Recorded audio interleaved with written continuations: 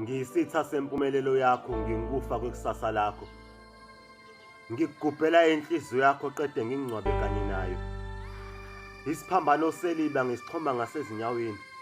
Ngoba izindlela zakho beziphambene nokuphila emhlabeni.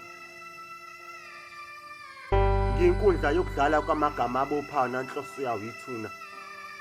Ngiyisigcawu sokugila usathane mhlazi ushaya phakathi kwakho nomphefumulo wakho. Angikhathali noma igazi lakho ngihlebela kuba ungaliphuzi noma sewopha. Ngincinza kuba ulichithe qede ngishaya uchithe unembeza. Uthuso bumnyama kwenhliziyo yakho lapho wena segwagula wakho noma fungase.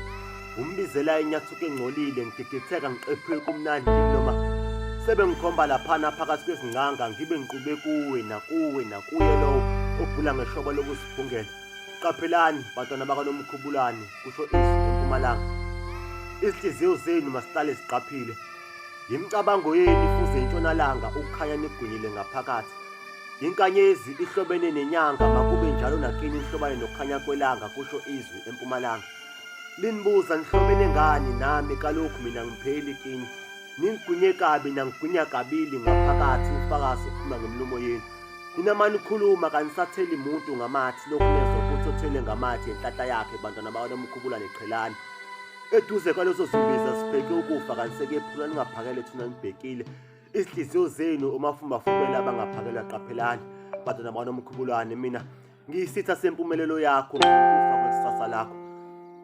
Ngiyisitha sempumelelo yakho ngiyinkufa kwekusasa lakho. Ngiyisigige esingachithwa kodwa soze samnukela kabi umnikazi. Ngiyintwala eyeqa nezingeqiwa ntwala ngingozi nakimi uqobo ufakazi. Isiphithiphithi semicabango sengilisa nobuthongo ngikhasa kanye namazolo ngesikabhadakazi.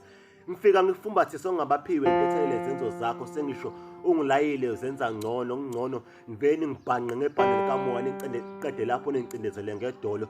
Qede ningcindezele ngedolo lapho ninobe senanginqoba mina ngumfoka mona ngiyisitha sempumelelo yakho ngiyonkufa kwekusasa lakho. Umvuzo mbuyiselo sibe. Khanyisa ikhandlela mdala ezimpeleni zalabantwana.